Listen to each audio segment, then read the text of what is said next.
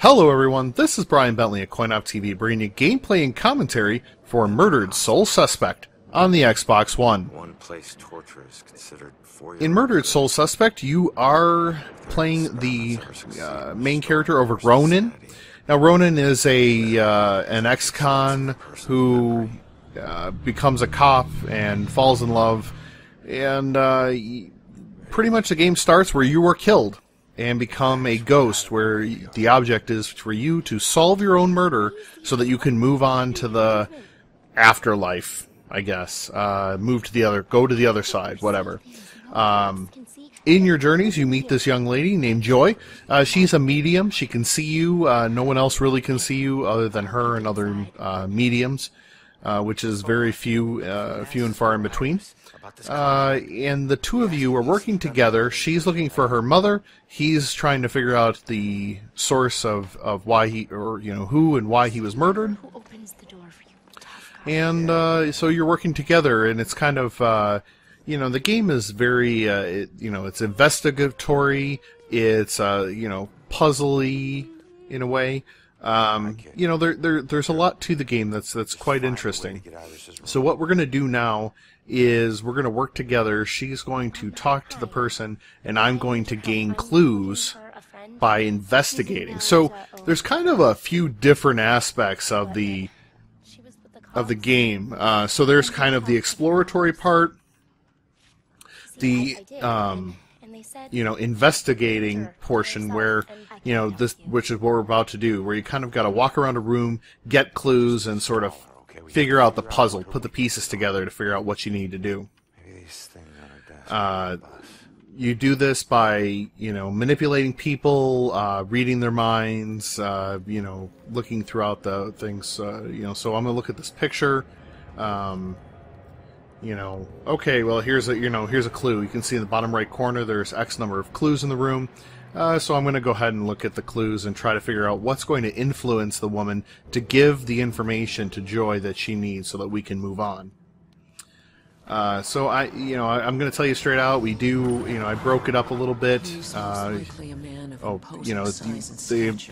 exploratory part involves picking up collectibles. Alright, and one of the things are these journals from Joy's mother, and they have these flashbacks.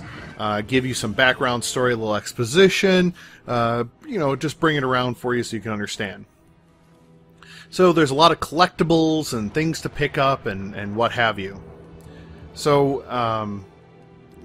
so there, like I said, right now I'm doing the investigating. There's the exploring part. We'll get to a couple of the other two major the other few major pieces in a little bit. So you're playing as Ronan.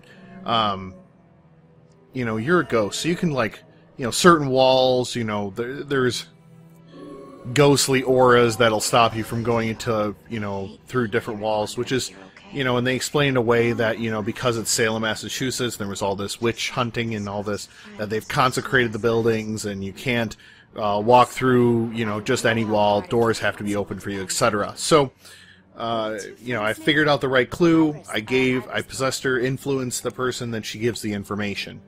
But going back, you're just kind of, so they're able to explain a way to keep you, even though you are allowed to explore a little, they kind of keep you reined in a little bit. So that's kind of nice. You can also view through people's eyes. Now we have the room number. Ooh, okay. So that now we have all the information. We can move on. So Iris is scheduled for electroshock. Oh boy. So now we've done that part of the investigation. I'm going to walk around and collect things because that's what I do. And we're gonna, in a couple minutes, we're going to, I'm an explorer, so what I do is I really walk around all over the place and look for every little tidbit and and everything else. So that's that's just how I play the game. So so that's the patient files. But so this thing that I just revealed now, this man in the box, is probably to me one of the coolest parts of the game, where they kind of have these urban legend ghost stories around Salem.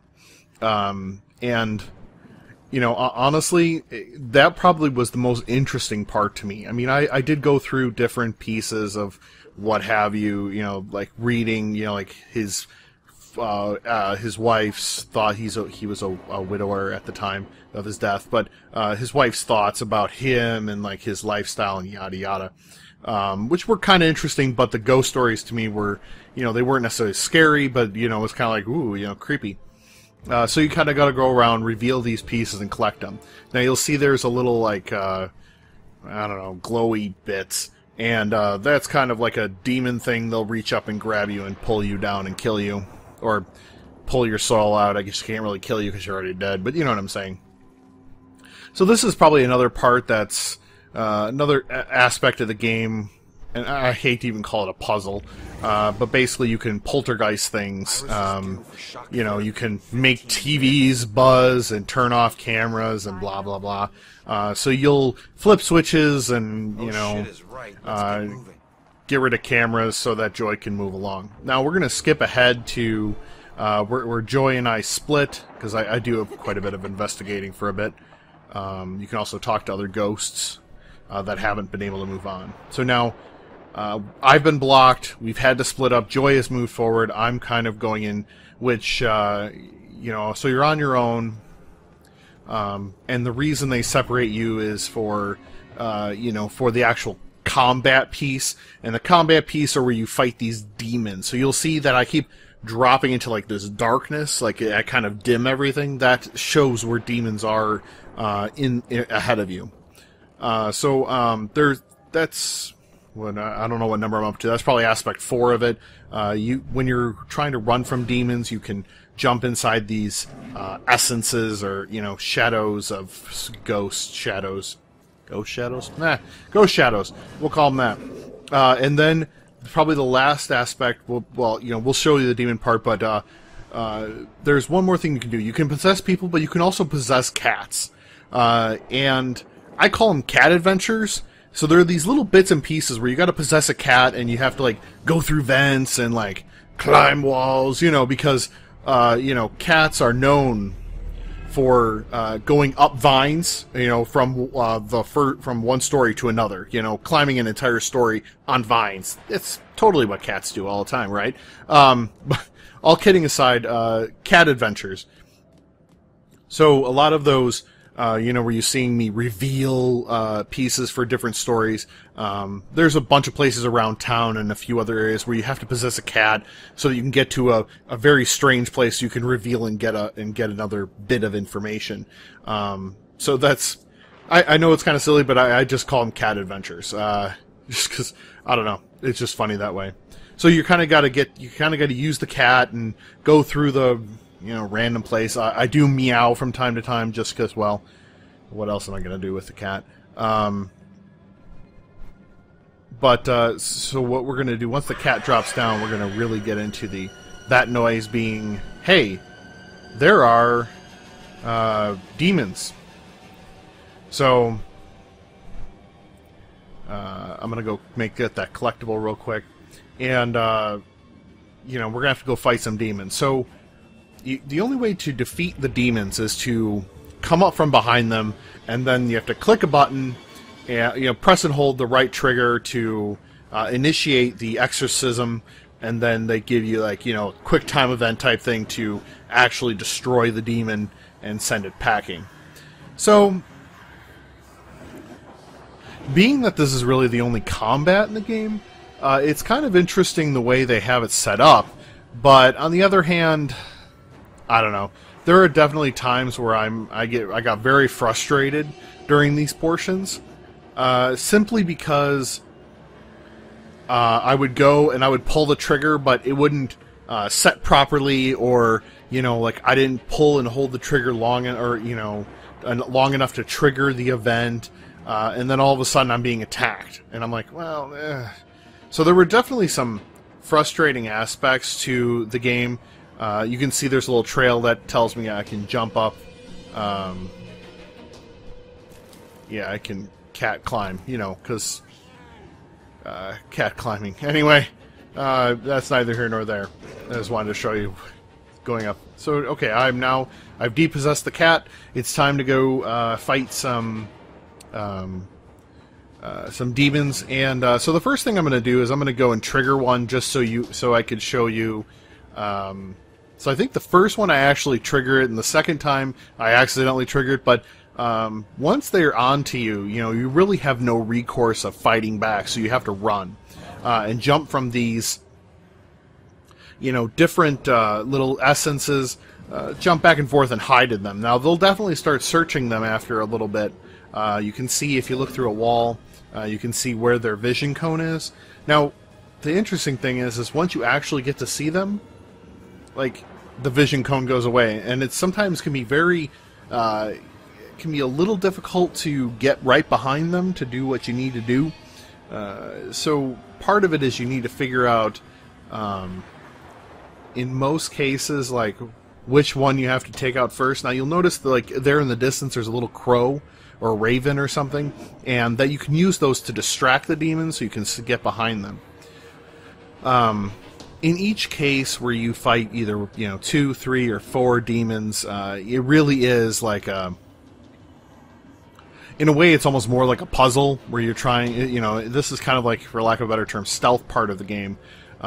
Stealthy part where you are trying to figure out what's the... if I take out, A, then B, then C, or take out A, and then C, and then B, it's strategic, I guess. That's probably a strong word for this. Personally, I was not thrilled with the demon hunting. I mean, it's okay.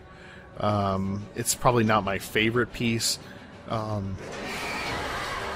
Oh, he saw me. Now it's time to run. So now they're trying to suck my soul like a Dementor in Harry Potter.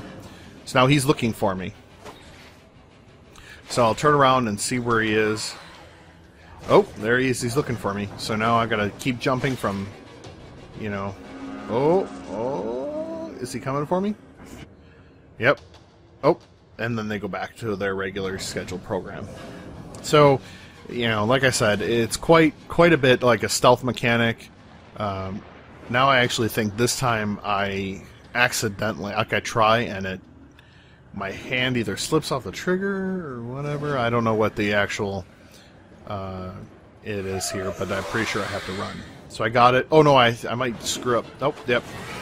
I pulled the trigger, and sometimes it just hung up like that. And then all of a sudden now I'm getting attacked by demons. Oh, here he comes now. You just kind of jump from one to one, and ooh, yeah. You can, so at least they give you some good visual and audio clues that they're looking for you. And now it's time to go and destroy some demons before we jump ahead again.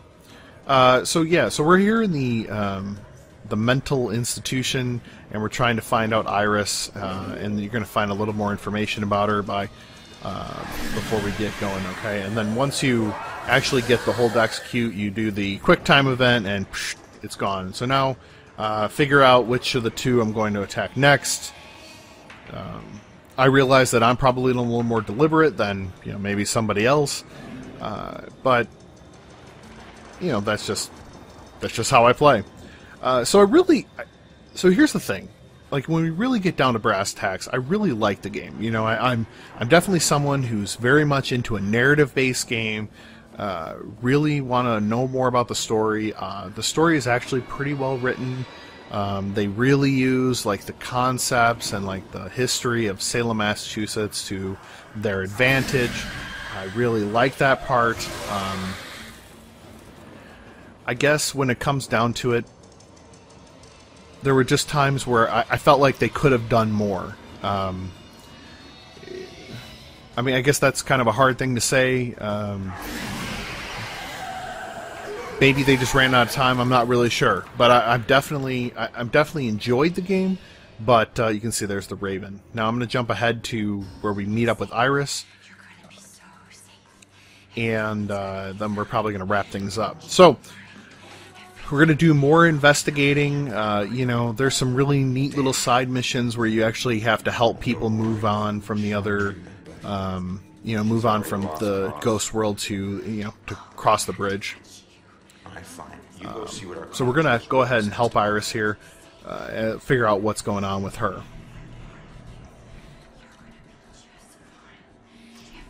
Like I said, I really enjoyed the game. It was quite good. It just wasn't extraordinary, I guess, is probably the bottom line. But you know, the effects are fantastic. I really like, you know, there's some great art. There's some great art that's involved. You know, the demons are really creepy. They have ghosts you can talk to, and then they're kind of these specters that they go and they just kind of disappear as you walk by. So, you know, as far as voice acting, the main voice actors are very good. I really enjoyed them. Unfortunately, you know, some of they didn't really delve into, you know, you can go and possess different people. Different people, you know, like police officers and what, and they kind of have a lot of, you know, simple, rote answers. So we're going to go ahead here and, you know, do more investigating. So, you know, like I said, I enjoyed the game. I just feel like that they could have done more with it, and... What the hell? Ooh. She booted me out somehow. Well, that's because she's already possessed. Let's see if anything here. Anyway, I'm gonna go ahead and close it up before there's an after I do the investigation here. It cuts to a flashback and you find out more information. But I don't want to spoil anything for you because you may want to pick up the game yourself. You know, it's out on Xbox One and PS4. So you know, this is definitely one of the things that you have to try to do is you pick out.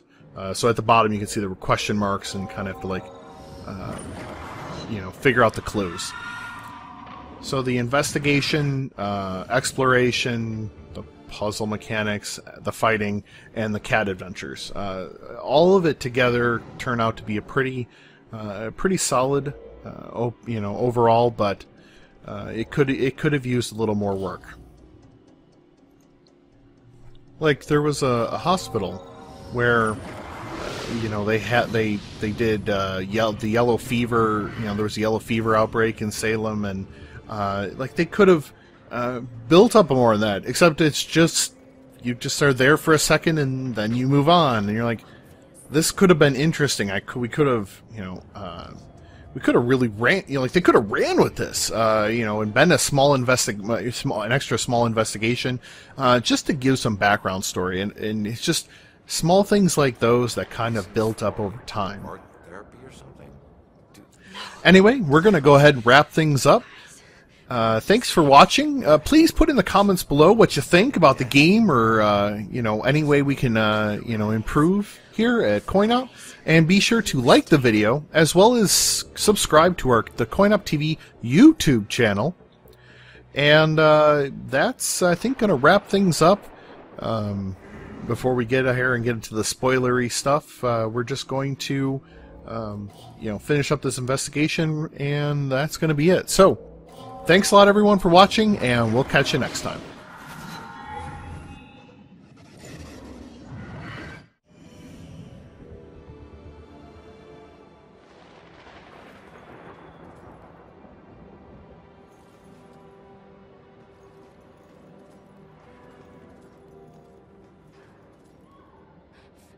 Why won't this door open?